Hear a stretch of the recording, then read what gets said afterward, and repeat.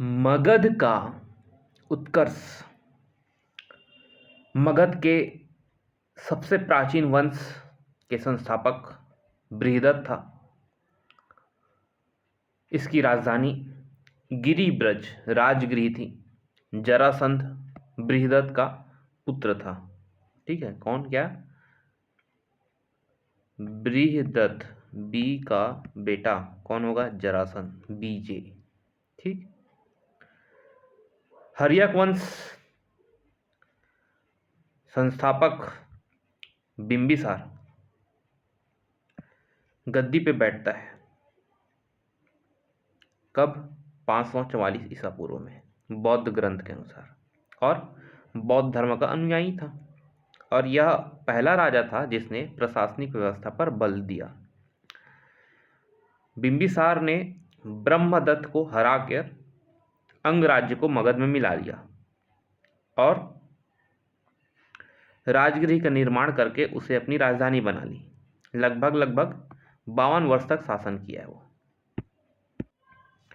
महात्मा बुद्ध की सेवा में बिंबिसार ने राजवैद्य जीवक को भेजा। अवंती के राजा प्रद्योत जब पांडु रोग से ग्रसित थे, उस समय भी बिंबिसार ने जीवक को उसकी सेवा शुश्रूषा के लिए भेजा। है ना। वैवाहिक संबंध स्थापित करके अपने साम्राज्य का विस्तार किया। कौशल नरेश प्रसेनजीत की बहन महाकोसला से वैशाली के चेटक की पुत्री चिलन्ना से और मद्र देश यानी कि आधुनिक पंजाब की राजकुमारी क्षेमा से शादी किया था। कहाँ से शादी किया था? 3 जगह से, इसको याद रखना है। कहाँ से? देखिए, प्रसेनजीत की बहन महाकोसला, ठीक, महाकोसला एक हो गया। दूसरा है चेलन्ना, और तीसरा है क्षेमा। ठीक, ये 3 जगह से वो क्या है? शादी करता है। फिर क्या होता है कि उसकी हत्या, बिंबिसार की हत्या कौन कर देता है? अजातशत्रु। अजातशत्रु कौन है? उसका बेटा है। ठीक, तो उसकी हत्या उसका बेटा खुद कर दिया और 493 ईसा पूर्व में मगध की गद्दी पर बैठ जाता है। अजातशत्रु का उपनाम कुणिक था। क्या था? कुणिक। और शुरू में वो जैन धर्म का अनुयायी था, है ना। 32 वर्ष तक वो मगध पर शासन किया। सुयोग्य मंत्री का नाम क्या है? वर्षकार या वर्षकार। इसकी सहायता से अजातशत्रु ने वैशाली पर विजय प्राप्त की। फिर 461 ईसा पूर्व में अपने पिता की हत्या करके उदयन मगध की गद्दी पर बैठा। देखिए क्या होता है, अजातशत्रु अपने पिता बिंबिसार को मार देता है। अजातशत्रु कौन मार देता है? इसका बेटा कौन रहता है? उदयन। तो ये उसको मार देगा। ठीक, अब देखिए, अपने पिता को मार दिया उदयन ने, है ना, बिंबिसार उसको, अजातशत्रु को। और राजधानी क्या थी इनका? मगध राजगृह था। उसको हटा के उदयन जो है पाटलिपुत्र की स्थापना कर देगा। और वो जो है पाटलिपुत्र की स्थापना करके जो है जैन धर्म का अनुयायी बन जाएगा। जैन धर्म का अनुयायी था वो। और हर्यक वंश का अंतिम राजा जो है वो कौन था? उदयन का पुत्र जो है नागदशक था। ठीक, नागदशक उदयन का पुत्र था। नागदशक का जो अमात्य रहता है शिशुनाग, वो 412 ईसा पूर्व में उसे अपदस्थ करके शिशुनाग वंश की स्थापना करता है। ठीक, तो इसको थोड़ा सा समराइज कर लेते हैं हम लोग। देखिए, सबसे पहले क्या होता है? मगध। तो मगध में कौन आया सबसे पहले? बिंबिसार आया, है ना, बिंबिसार। ठीक, इसको कौन मार दिया? इसको मार देता है इसका बेटा अजातशत्रु। ठीक है, अजातशत्रु कौन मार देता है? इसका बेटा उदयन। ठीक है, उदयन की खास बात क्या है कि इसने राजधानी ट्रांसफर करके पाटलिपुत्र को राजधानी बना देता है। ठीक है, उदयन का बेटा रहता है कौन? क्या नाम है उसका? नागदशक। ठीक है, तो नागदशक को इसका जो अमात्य रहता है, इसका अमात्य कौन रहता है, क्या नाम है उसका, शिशुनाग। ठीक है, शिशुनाग इसकी हत्या कर देगा। ठीक है, नाग दशक की हत्या शिशुनाग कर देगा और फिर वो जो है शिशुनाग वंश की स्थापना कर देगा। ठीक, ये क्लियर है अपना। अच्छा, एक चीज़ याद रखना है, ये भी बौद्ध था, है ना, अजातशत्रु भी बौद्ध, इसका तो कन्फर्म नहीं है। उज्जैन जो है ये जैन ही था। ठीक है, चलो आगे। अब देखो शिशुनाग क्या करता है, राजधानी जो है पाटलिपुत्र जो उज्जैन बनाया था उसको हटाकर वो वैशाली को राजधानी स्थापित कर देगा। ठीक, और शिशुनाग का उत्तराधिकारी कौन होता है, कालाशोक। ठीक है, शिशुनाग का उत्तराधिकारी कालाशोक होता है। तो कालाशोक फिर से राजधानी को पाटलिपुत्र ले गया। ठीक है, ये पाटलिपुत्र से वैशाली गया, वैशाली से फिर हम लोग पाटलिपुत्र चले गए, कौन, कालाशोक के टाइम पे। और आखिरी शासक कौन था, नंदीवर्धन था। नंदीवर्धन शिशुनाग वंश का अंतिम शासक था। ठीक, तो इसको भी हम समराइज कर लेते हैं। शिशुनाग जो है ये राजधानी जो है ट्रांसफ़र क्या करेगा, जो पाटलिपुत्र है, पाटलिपुत्र से राजधानी ये ट्रांसफ़र क्या कर देता है, वैशाली कर देता है ना, शिशुनाग जो है राजधानी जो है। ठीक है, तो राजधानी यहाँ से क्या कर देगा, ये वैशाली कर देगा। ठीक, अब वैशाली से इसके बाद जो है इसका बेटा आएगा, शिशुनाग का जो बेटा, क्या नाम है उसका, कालाशोक। कालाशोक जो आएगा, है ना, वो जो है ये वैशाली जो राजधानी है इसको ट्रांसफ़र करके फिर से पाटलिपुत्र चले जाएगा। ठीक है, कालाशोक के टाइम पे। ठीक, तो ये जो वैशाली किया था इसको रिवर्स मार दो पाटलिपुत्र में। ठीक, और अंतिम शासक कौन है, नंदीवर्धन। नंदीवर्धन कैसे लिखते हैं, सही लिख रहा हूँ मैं। ठीक है, नंदीवर्धन। ठीक, तो ऐसे करके ये जो है शिशुनाग वंश, इसको याद रखना है आपको। उसके बाद है नंदवंश। नंदवंश का संस्थापक महापद्मानंद था। कौन था, महापद्मानंद। ठीक, और इसका अंतिम शासक कौन हुआ, घनानंद हुआ। घनानंद ये सिकंदर का समकालीन था और चाणक्य के भी समकालीन था, चंद्रगुप्त मौर्य के भी समकालीन था। क्या होता है, जो चाणक्य रहता है वो चंद्रगुप्त मौर्य को अच्छे से ट्रेनिंग दे देता है और फिर क्या है उसे तैयार करके घनानंद को युद्ध में हरवा देता है ना, और मगध में जो है एक सुदृढ़ शासन मौर्य वंश की स्थापना होती है। ठीक, तो यहाँ तक अपना को क्लियर है। अभी तक हमने क्या क्या पढ़ा, मैं एक बार फिर से रिकॉल करता हूँ। सबसे पहले हमने हर्यक वंश को पढ़ा। हर्यक वंश के बाद कौन सा वंश आया जी, शिशुनाग वंश। ठीक है, शिशुनाग।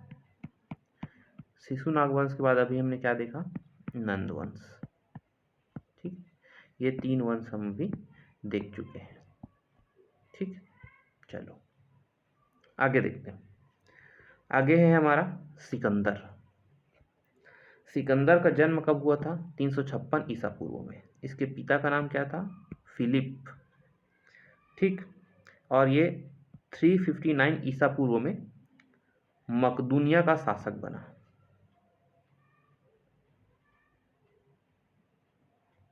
ठीक है, अच्छा, फिलिप जो है इसका पिता जो है 359 में मकदूनिया का शासक बना था। फिर इसकी हत्या कर दी गई, कब, 329 ईसा पूर्व में। ठीक है, अच्छा, सिकंदर का गुरु का नाम क्या था, अरस्तु, एरिस्टोटल। सिकंदर भारत विजय का अभियान 326 ईसा पूर्व में प्रारंभ होता है। इसका सेनापति सेल्यूकस निकेटर था। पंजाब के शासक पोरस के साथ युद्ध करना पड़ा, जिसे हाई डेस्पिज का युद्ध या झेलम वितस्ता का युद्ध के नाम से जाना जाता है। सिकंदर की सेना ने व्यास नदी के पश्चिम तट पर पहुंचकर उसे पार करने से इनकार कर दिया और स्थल मार्ग द्वारा 325 ईसा पूर्व में भारत से लौट गया।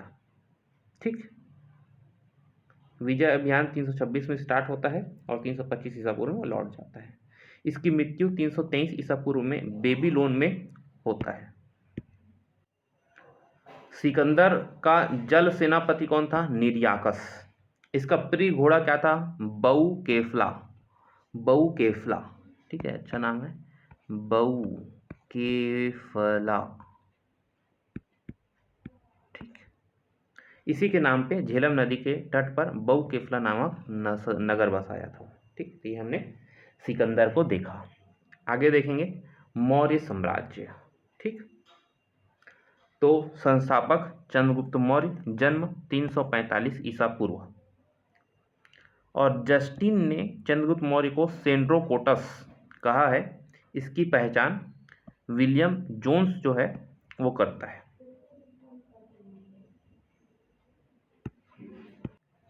विशाख दत्तकृत मुद्रा राक्षस में चंद्रगुप्त मौर्य के लिए वृषल यानी निम्न कुल से उत्पन्न शब्द का प्रयोग किया।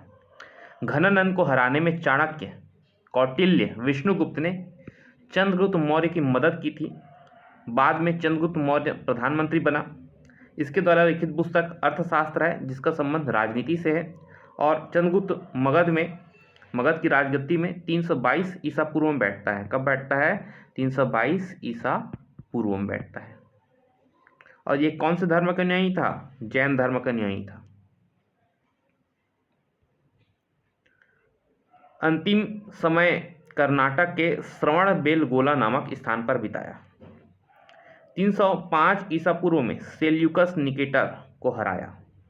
सेल्यूकस निकेटर ने अपनी पुत्री कार्नेलिया की शादी चंद्रगुप्त मौर्य के साथ कर दी और युद्ध की संधि शर्तों के अनुसार 4 प्रांत काबुल, कंधार, हेरात और मकरान चंद्रगुप्त को दिया। कौन कौन से को दिया? कंधार, काबुल, हेरात, मकरान, कंधार, काबुल।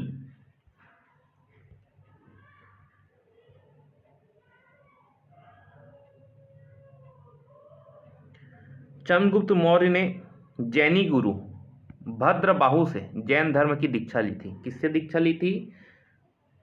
भद्रबाहु से। मेगस्थनीज सेल्यूकस निकेटर का राजदूत था जो चंद्रगुप्त के दरबार में रहता था। और इन्होंने इंडिका नामक बुक लिखी है। किसने? मेगस्थनीज ने। क्या बोला? और सम्राट का जनता के सामने आने के अवसरों पर शोभा यात्रा के रूप में जश्न मनाया जाता है। एक सोने की पालकी में ले जाया जाता है। अंगरक्षक सोने और चांदी से अलंकृत हाथियों पर सवार रहते हैं। कुछ अंगरक्षक पेड़ों को लेकर चलते हैं। इन पेड़ों पर प्रशिक्षित तोतों का झुंड है जो सम्राट के सिर के चारों तरफ चक्कर लगाता है। राजा सामान्यतः हथियारबंद महिलाओं से घिरे होते हैं। खाना खाने के पहले एक खास नौकर खाने को चखते हैं। लगातार 2 रात एक कमरे में नहीं सोते हैं। पाटलिपुत्र के बारे में लिखा है, एक विशाल प्राचीर से घिरा है। 570 बुर्ज और 64 द्वार हैं। 2 और 3 मंजिल वाले घर लकड़ी और कच्चे ईंटों से बने हैं। राजा का महल भी लकड़ी से बना है जिसे पत्थर की नक्काशी से अलंकृत किया गया है। चारों तरफ उद्यानों और चिड़ियों के लिए बने बसेरों से घिरा है। चंद्रगुप्त मौर्य और सेल्यूकस के बीच युद्ध का वर्णन एम्पियानस ने किया है। प्लूटार्क के अनुसार चंद्रगुप्त ने सेल्यूकस को 500 हाथी उपहार में दिए। चंद्रगुप्त ने सेल्यूकस को 500 हाथी उपहार में दिए थे। और इसकी मृत्यु जो है चंद्रगुप्त मौर्य की 298 ईसा पूर्व में श्रवणबेलगोला में उपवास द्वारा हुई। अब है बिंदुसार। तो इसका उत्तराधिकारी मरने के बाद कौन बना? बिंदुसार बना। और ये 298 ईसा पूर्व में मगध की राजगद्दी पर बैठ गया। और बिंदुसार को किस नाम से जाना जाता है? अमित्रघात। अमित्रघात मतलब है शत्रु का विनाशक, शत्रु विनाशक। और ये आजीवक संप्रदाय का था। कौन सा संप्रदाय का था? आजीवक। ठीक, देखिए अब है इधर अशोक। तो अशोक सबसे पहले ब्राह्मण धर्म का अनुयायी था। कल्हड़ के राज तरंगिणी से पता चलता है कि वह शैव धर्म का उपासक था। निग्रोध के प्रवचन सुनकर बौद्ध धर्म को अपना लिया। किसके प्रवचन सुनकर? निग्रोध के। वायु पुराण में बिंदुसार को भद्रसार या वारीसार कहा गया है। स्ट्रेबो के अनुसार सीरियन नरेश एंटियोकस ने बिंदुसार के दरबार में डाइमेकस नामक राजदूत को भेजा। इसे ही मेगस्थनीज का उत्तराधिकारी माना जाता है। जैन ग्रंथों में बिंदुसार को सिंहसेन कहा गया है। इस बिंदुसार के शासनकाल में तक्षशिला सिंधु नदी और झेलम नदी के बीच, तो तक्षशिला में 2 विद्रोहों का वर्णन किया है और इसे दबाने के लिए बिंदुसार सबसे पहले सुसीम को भेजता है, उसके बाद फिर अशोक को भेजता है। एथीनियस के अनुसार बिंदुसार ने सीरिया के शासक एंटियोकस प्रथम से मदिरा, सूखे अंजीर और एक दार्शनिक को भेजने की प्रार्थना की थी। बौद्ध विद्वान तारानाथ बिंदुसार को 16 राज्यों का विजेता बताया है। कितने राज्यों का विजेता है? 16 राज्यों का विजेता। ठीक है, अब आएगा अशोक। तो बिंदुसार का उत्तराधिकारी कौन हुआ? अशोक। ठीक, 269 ईसा पूर्व में मगध की राजगद्दी पर बैठा। माता का नाम सुभद्रांगी, दिव्यावदान के अनुसार सुभद्रांगी माता का नाम था। और बैठने के समय अशोक अवंती का राज्यपाल था। कहाँ का राज्यपाल था? अवंती का। मास्की गुर्जरा अभिलेख में अशोक का नाम अशोक मिलता है। पुराणों में अशोक को अशोकवर्धन कहा गया है। अशोक अपने अभिषेक के 8 वर्ष बाद 261 ईसा पूर्व में कलिंग पर आक्रमण किया। कलिंग की राजधानी तोसली पर अधिकार कर लिया। 13वें शिलालेख में इसका वर्णन है। और प्लिनी क्या बोलता है? प्लिनी का कथन है कि मिस्र का राजा फिलाडेल्फस टॉलमी II ने पाटलिपुत्र में डियानीसियस नाम का राजदूत भेजा था अशोक के दरबार में। अब उपगुप्त नामक बौद्ध भिक्षु ने अशोक को बौद्ध धर्म की दीक्षा दी। आजीवक संप्रदाय की स्थापना मोखली गोसाल ने की थी। अशोक एक उपासक के रूप में अपने राज्यश्री के 10वें वर्ष बोध गया।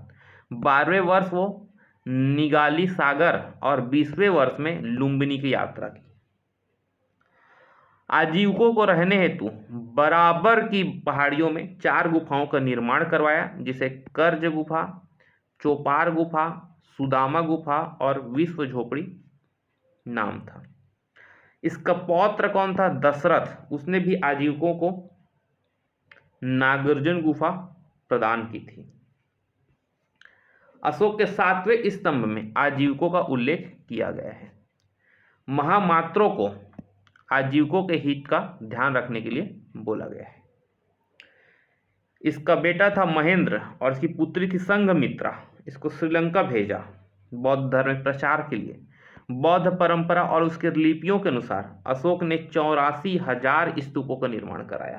कितने स्तूपों का? 84,000, जो कि कम बात नहीं है। और भारत में शिलालेख का प्रचलन सबसे पहले अशोक ने ही करवाया है। इसके लिपि शिलालेखों में देखा जाए तो ब्राह्मी है, खरोष्ठी है, ग्रीक है और अरमेइक है या अरमाइक है। ग्रीक और अरमेइक लिपि का अभिलेख अफगानिस्तान से, खरोष्ठी लिपि का अभिलेख उत्तर पश्चिमी पाकिस्तान से और शेष भारत में जो है ब्राह्मी लिपि अभिलेख अपने को मिले हैं। खरोष्ठी लिपि दाईं से बाईं लिखी जाती थी, राइट टू लेफ्ट। अब इसके अभिलेख को हम 3 भागों में बांट सकते हैं। एक है शिलालेख, दूसरा है स्तंभ लेख और तीसरा है गुहा लेख। ठीक है, मंदिर मतलब जो पहाड़ के अंदर गुहा में उसमें बनाया गया है। अशोक के शिलालेख की खोज ना 1750 में पाद्रेटी फेंथलर ने की और इसकी संख्या 14 है। और इसको पढ़ने में सबसे पहली सफलता 1837 में जेम्स प्रिंसेप ने की। अशोक के अभिलेख को पढ़ने में सबसे पहली सफलता 1837 में जेम्स प्रिंसेप ने की। ठीक, अब देखिए अशोक के शिलालेख और उसमें वर्णित विषय कौन कौन से हैं। प्रमुख शिलालेख और उसमें वर्णित विषय, पहला, पशु बलि की निंदा की गई है। पहले शिलालेख में पहला में पशु की निंदा। दूसरा, मनुष्य और पशु दोनों की चिकित्सा व्यवस्था को उल्लेख। दूसरा में दो चीज करेगा, क्या क्या, मनुष्य और पशु दोनों को चिकित्सा व्यवस्था। तीसरा में क्या किया है, राजकीय अधिकारियों को आदेश दिया है। क्या आदेश दिया है कि हर 5वें वर्ष के उपरांत दौरे पर जाएंगे और धार्मिक नियमों का उल्लेख है। ठीक है, तो तीसरा में धार्मिक नियमों का उल्लेख बोल सकते हैं। चौथा में भेरी घोष की जगह धम्म घोष की घोषणा की गई। पांचवा, धर्म महामात्रों की नियुक्ति के विषय में जानकारी। ठीक, और तीसरा में हमने क्या पढ़ा था, धार्मिक नियम पढ़ा था। और 5वें में धर्म महामात्रों की नियुक्ति। 6वें में आत्मनियंत्रण की शिक्षा। 7वां और 8वां जो है तीर्थ यात्राओं का उल्लेख। 7, 8 तीर्थ यात्रा है ना। 9वां शिलालेख, सच्ची भेंट और सच्चा शिष्टाचार। 10वां, उच्च अधिकारी हमेशा प्रजा के हित में सोचे। राजा तथा उच्च अधिकारी हमेशा प्रजा के हित में सोचे। इसको हम यूपीएससी में इथिक्स पेपर में भी लिख सकते हैं। ठीक। 11वां शिलालेख, धम्म की व्याख्या की गई है। 12वां शिलालेख, स्त्री महामात्रों की नियुक्ति, सभी प्रकार के विचारों के सम्मान की बात कही गई है। 13वां शिलालेख, कलिंग युद्ध का वर्णन, अशोक का हृदय परिवर्तन हो जाता है। इसी में 5 यवन राजाओं के नाम उल्लेख हैं जहां उसने धर्म प्रचारक भेजे थे। 14वां शिलालेख जो है जनता को धार्मिक जीवन बिताने के लिए प्रेरित किया गया है। सो लेट्स रिवाइज अगेन, इसको मैं रिवाइज करता हूं। देखो, पहला हमने क्या बोला, पशु बलि नहीं करना है, पशु बलि की निंदा की। दूसरा में 2 अस्पताल खोले थे हम लोग, किसके लिए खोले थे, पशु और मनुष्य के लिए। ठीक। तीसरा में क्या था, धार्मिक नियम। ठीक। चौथा में क्या था, भेरी घोष की जगह धम्म घोष। ठीक, भेरी घोष के जगह क्या था, धम्म घोष दीजिए। 5वां शिलालेख क्या बोलता है, धर्म महामात्रों की नियुक्ति। धर्म महामात्रों की नियुक्ति। 6वां में क्या बोलता है, आत्मनियंत्रण रखना है, आत्मनियंत्रण। ठीक, 6वां में। 7वां और 8वां में क्या है, घूमने को बोलता है, जहां तक है ना, तीर्थ यात्राओं को उल्लेख है। ठीक, 7वां और 8वां में तीर्थ यात्राओं का उल्लेख है। ठीक। 9वां शिलालेख, सच्ची भेंट सच्चा शिष्टाचार। सच्ची भेंट करनी है और शिष्टाचार करना है। 10वां शिलालेख में क्या बोलता है, राजा और उच्च अधिकारी हमेशा प्रजा के हित में सोचे। 10 में क्या है, अच्छा हित देखना है ना, राजा और प्रजा का। 11वां शिलालेख में धम्म की व्याख्या की गई है। ठीक है, अधम्म आता है, धम्म की व्याख्या। 12वें शिलालेख में स्त्री महामात्रों की नियुक्ति है ना, स्त्री महामात्रों की नियुक्ति। और 13वां शिलालेख में क्या बोलता है, कलिंग युद्ध का वर्णन है। ठीक, और इसी में यवन राजाओं को उल्लेख है जहां उसने धम्म प्रचारक भेजे थे। और 14वां में ये बोला है कि जनता जो है ये धार्मिक जीवन बिताए, प्रेरित करे, है ना। तो ये हमारा 14 शिलालेखों का वर्णन है। तो अशोक के स्तंभ लेखों की संख्या 7 है जो केवल ब्राह्मी लिपि में लिखी गई है, और ये 6 अलग अलग स्थानों से हमको प्राप्त हुआ है। कौन कौन से देख लेते हैं इसको। प्रयाग स्तंभ है ना, कौशाम्बी में स्थित है, और इसे ना अकबर इलाहाबाद के किले में स्थापित कराया था। दिल्ली टोपरा, तो यह स्तंभ लेख फिरोज शाह तुगलक के द्वारा टोपरा से दिल्ली ले आया था। दिल्ली मेरठ, तो ये मेरठ में पहले स्थित था और मेरठ में स्थित यह स्तंभलेख फिरोज शाह द्वारा दिल्ली लाया गया। रामपुरवा जो है ये बिहार में स्थापित है। इसकी खोज 1872 में कार्लायल ने की। लौरिया अरेराज चंपारण में ही है। लौरिया नंदनगढ़ ये भी चंपारण में है। ठीक है, इस स्तंभ में मोर का चित्र बना हुआ है। कौशाम्बी अभिलेख रानी का अभिलेख कहा जाता है। अशोक का 7वां अभिलेख सबसे लंबा है और सबसे छोटा अभिलेख रुम्मीदेई का है। इसी में लुम्बिनी में धम्म यात्रा के दौरान अशोक द्वारा भू राजस्व की दर घटा देने की घोषणा की गई। ठीक है, छोटे वाले में पृथक शिलालेख में यह घोषणा की गई कि सभी मनुष्य मेरे बच्चे हैं। अशोक का सार ए पुना कंदहार अभिलेख ग्रीक और आर्मियाई लिपि में है। साम्राज्य मुख्यमंत्री पुरोहित की नियुक्ति। तो चरित्र को बहुत अच्छे से जांचा परखा जाता था किसी भी को अपॉइंट करने से पहले। ठीक, और इसे क्या बोलते थे? उपधा परीक्षण। चरित्र परीक्षण क्या बोलते थे? उपधा परीक्षण। अच्छा, सम्राट की सहायता के लिए एक मंत्री परिषद होती थी जिसमें 12, 16 या 20 संख्या में सदस्य हुआ करते थे। अर्थशास्त्र में शीर्षस्थ अधिकारियों के रूप में तीर्थ का उल्लेख मिलता है ना। शीर्षस्थ अधिकारी को तीर्थ बोलते थे। ठीक है, और महामात्रा भी कहा जाता था। इसकी संख्या 18 है। और चर किसको बोलते हैं? जासूस को बोलते हैं। ठीक, अशोक के समय मौर्य साम्राज्य जो है 5 प्रांतों में बटा था, है ना। प्रांत को चक्र कहा जाता था और प्रांत के प्रशासक कुमार, आर्यपुत्र या राष्ट्रिक कहलाते थे। प्रांतों को विभाजन विषय में, जो कि विषयपति इसके अधीन रहते थे। प्रशासन की सबसे छोटी इकाई ग्राम थी। इसका मुख्य ग्रामिक था। और प्रशासकों में सबसे छोटा जो था वो गोप था। गोप क्या मतलब होता है? 10 गांवों का जो समूह है उसको संभालता था, उसको बोलते थे गोप। और मेगास्थनीज के अनुसार नगर का प्रशासन 30 सदस्यों का एक मंडल करता था। नगर का प्रशासन जो 6 समितियों में विभाजित था और प्रत्येक समिति में 5 सदस्य होते थे। ठीक, अच्छा, यहाँ पर कुछ नाम दिए हैं, है ना, तीर्थों के 18 तीर्थों के नाम। तो पहला मंत्री है, मंत्री यानी प्रधानमंत्री। पुरोहित यानी जो धर्म और दान विभाग का प्रधान। सेनापति सैन्य विभाग प्रधान। युवराज राज का पुत्र।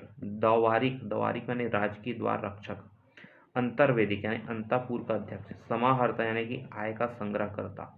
सन्निधाता मतलब राजकीय कोषाध्यक्ष। प्रशाता मतलब कारागार का अध्यक्ष। प्रदेष्ट्री यानी कमिश्नर। पौर यानी कि नगर का कोतवाल। व्यवहारिक यानी कि प्रमुख न्यायाधीश। नायक यानी कि नगर रक्षा का अध्यक्ष।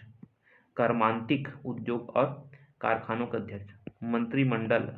मंत्री परिषद अध्यक्ष को बोलते थे। दंडपाल सेना का सामान एकत्र करने वाला। दुर्गपाल दुर्ग रक्षक। अंतपाल सीमावर्ती दुर्गों का रक्षक।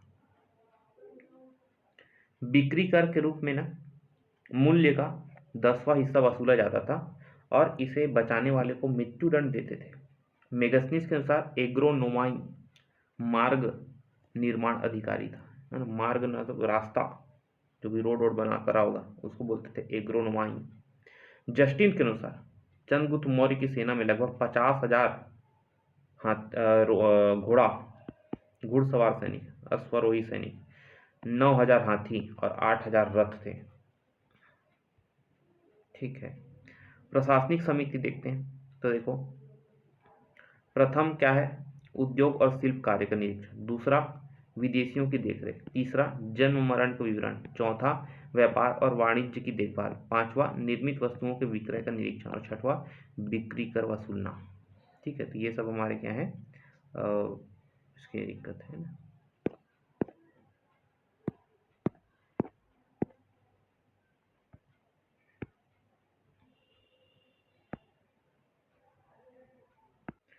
जस्टिन नामक यूनानी लेखक के अनुसार चंद्रगुप्त ने अपने 6 लाख की फौज से सारे भारत को रौंद दिया।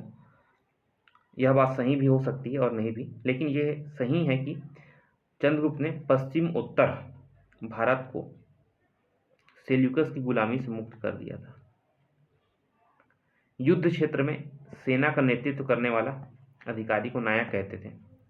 सैन्य विभाग का सबसे बड़ा अधिकारी सेनापति होता था। प्लिनी नामक यूनानी लेखक के अनुसार चंद्रगुप्त की सेना में कितना है जी, सैकड़ा, हजार, 10,000, लाख, 6 लाख पैदल सिपाही थे, 30,000 घुड़सवार और 9,000 हाथी।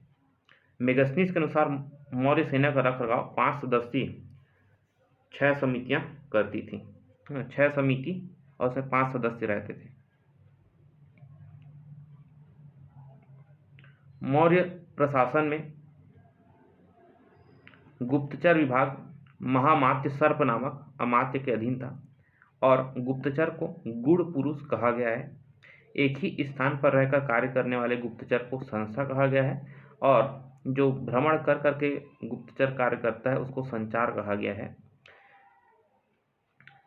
अशोक के समय जनपदीय न्यायालय के न्यायाधीश को राजुक कहा जाता था। सरकारी भूमि को सीता भूमि कहा जाता था। बिना वर्षा के अच्छी खेती होने वाली भूमि को अदेवमात्रिक कहा जाता था। मेगस्थनीज ने भारतीय समाज को 7 वर्गों में बांटा है, विभाजित किया है। दार्शनिक, किसान, अहीर, कारीगर, सैनिक, निरीक्षक और सभासद। ठीक है, देखो सबसे पहले क्या होगा, दार्शनिक पहले नंबर पे, उसके बाद फिर आ जाएगा किसान, किसान के बाद फिर आ जाएगा अहीर, अहीर के बाद फिर हमारा कारीगर, कारीगर के बाद सैनिक, सैनिक के बाद निरीक्षक, निरीक्षक के बाद सभासद। स्वतंत्र वेश्यावृत्ति को अपनाने वाली महिला को बोलते हैं रूपा जीवा। नंद वंश के विनाश करने में चंद्रगुप्त मौर्य ने कश्मीर के राजा पर्वतक की सहायता प्राप्त की थी। मौर्य शासन 137 साल तक रहा। भागवत पुराण के अनुसार मौर्य वंश में 10 राजा हुए, जबकि वायु पुराण के अनुसार 9 राजा हुए। अंतिम शासक बृहदत्त था और इसकी हत्या पुष्यमित्र शुंग ने 135 ईसा पूर्व में कर दी और मगध पर शुंग वंश की नींव डाली थी। ठीक, अच्छा, अशोकाराम विहार कहाँ स्थित है? ये पाटलिपुत्र में स्थित है। अब बृहदत्त की हत्या कर दी है, उसका अमात्य पुष्यमित्र शुंग है ना, ब्राह्मण जाति का है और ये राजधानी विदिशा को बनाता है ना, मध्य प्रदेश। इंडो यूनानी शासक मिनांडर को पुष्यमित्र शुंग ने पराजित किया। ठीक है, पुष्यमित्र शुंग 2 बार अश्वमेध यज्ञ किया है और इसके लिए पतंजलि ने अश्वमेध यज्ञ कराए। भरहुत स्तूप का निर्माण पुष्यमित्र शुंग ने करवाया और इसका अंतिम शासक देवभूति था। हत्या 73 ईसा पूर्व में वासुदेव ने कर दी और मगध की गद्दी पर कंड वंश की स्थापना की। कंड वंश का अंतिम राजा जो है वो सुशर्मा था। ठीक है, सुशर्मा की हत्या सातवाहन वाले लोग कर देंगे। ठीक है, तो देखिए ये सिमुक जो है ना सातवाहन का, वो 60 ईसा पूर्व में सुशर्मा की हत्या कर देता है और सातवाहन वंश की स्थापना करता है। ठीक, सातवाहन को आंध्र वंश है ना, तो आंध्र वंश या इसको एक और वर्ड बोलते हैं, मुझे याद नहीं आ रहा है, साउथ के कुछ क्या तो नाम है इसका, एग्जैक्टली मुझे भी याद नहीं आ रहा है, दक्षिणापथ या दक्षिणा ऐसा कुछ है इसका नाम। ठीक है, चलो आगे मैं याद आकर बताऊंगा। तो देखो सातवाहन वंश है ना, सातवाहन आंध्र वंश शासकों ने अपनी राजधानी प्रतिष्ठान गोदावरी नदी किनारे स्थापित किया है ना, और ये कहाँ है प्रतिष्ठान, जो है महाराष्ट्र के औरंगाबाद जिले में है। ठीक है, अब इसके प्रमुख शासक की बात करें तो सिमुक है, सातकर्णी है, गौतमी पुत्र सातकर्णी, वशिष्ठी पुत्र पुलुआमी, यज्ञश्री सातकर्णी। ठीक है, सातकर्णी ने 2 अश्वमेध यज्ञ और 1 राजसूय यज्ञ कराया। और इसके प्रसिद्ध साहित्यकार की बात करें हाल, गुणाध्यय, गुणा ढ ढक्कन का फिर या ढय, गुणाध्यय। हाल ने गाथा सप्तशती तथा गुणाढ्य ने बृहद कथा नामक पुस्तक की रचना की। और सातवाहन शासकों ने चांदी, तांबा, सीसा, पोटीन, कांसे की मुद्राओं का प्रचलन किया और सिक्का ढालने के लिए जिस शीशे का इस्तेमाल करते थे उसे रोम से मंगाया जाता था। कहाँ से मंगाया जाता था? रोम से। ठीक है, तो सातवाहन के समय ही ना सर्वाधिक सिक्के शीशे के बने थे। और ब्राह्मणों को भूमि दान देने की प्रथा का आरंभ जो है सातवाहन शासकों ने ही सबसे पहले प्रारंभ किया। ठीक, इसका प्रमाण अपने को नानाघाट अभिलेख सातवाहनों के, ठीक है, इसी मिलता है, जिसमें अश्वमेध यज्ञ में एक गांव देने का उल्लेख मिलता है। राजकीय भाषा क्या थी? प्राकृत, और लिपि क्या था? ब्राह्मी। और ये जो है ना मात्र सत्तात्मक ढांचे का आभास होता है, क्योंकि राजाओं के नाम क्या के उसकी माताओं का नाम रखने की प्रथा थी। जैसे गौतमी का पुत्र है ना, वशिष्ठी पुत्र। ठीक, लेकिन सातवाहन राजकुल पितृ सत्तात्मक था, क्योंकि सिंहासन का उत्तराधिकारी पुत्र ही होता था। ठीक, प्रशासन का काम कौन देखता था? गौल्मिक। कौन देखता था? गौल्मिक। प्रशासन का काम गौल्मिक एक सैन्य टुकड़ी का प्रधान होता था, जिसमें 9 रथ, 9 हाथी, 25 घोड़े और 45 पैदल सैनिक होते थे। और स्थापत्य देखें सातवाहन कालीन तो कारले का चैत्य, अजंता एलोरा की गुफाओं का निर्माण, अमरावती कला का विकास, ये सब सातवाहन कालीन है। सात कालीन यहाँ ये हो गए दक्षिणापथ के स्वामी, इसी को याद कर रहा था। ठीक है, सात करणी और अन्य सभी सातवाहन शासक दक्षिणापथ के स्वामी कहे जाते थे। ठीक, और एक चीज ये याद रखना, सातवाहन जो है राज्य उत्तर और दक्षिण भारत के बीच एक सेतु का काम किया। ठीक है, यहाँ पास नॉर्थ है, इधर पर साउथ है, और यहाँ पर सातवाहन है, तो ये दोनों के बीच क्या है? एक ब्रिज का, एक सेतु काम किया है, ये बोला गया है। ठीक, उसके बाद देखिए छोटा सा दिया है कलिंग का चेदी वंश। तो जब अशोक की मृत्यु हुई ना, उसके बाद जो है प्रथम ईसा पूर्व में कलिंग में चेदी वंश का उद्भव हुआ, ऐसा संभवतः लिखा है। ठीक है, और इसकी जानकारी अपने किससे मिलती है? हाथी गुम्फा अभिलेख से, जो कि भुवनेश्वर उड़ीसा में है ना। खारवेल इस वंश का प्रतापी राजा था। ठीक, खारवेल किस धर्म का अनुयायी था? जैन धर्म का। और जैन मुनियों के लिए उन्होंने उदयगिरी पहाड़ी में गुफा का निर्माण कराया। ठीक, तो ये हमारा क्या हो जाएगा? चेदी वंश हो जाएगा।